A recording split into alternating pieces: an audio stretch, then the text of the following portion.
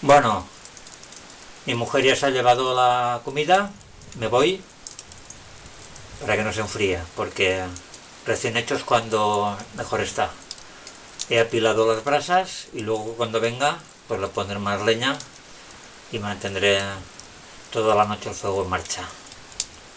La verdad es que lo he pasado estupendamente, salvo la calor, porque dudaba por la migraña, porque la calor es veneno para la migraña, pero lo he aguantado perfectamente. Estoy al uno pelado del dolor de cabeza y eso es maravilloso.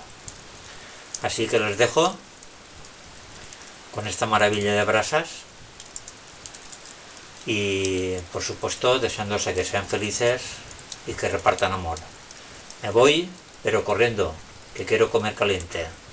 Buenas noches.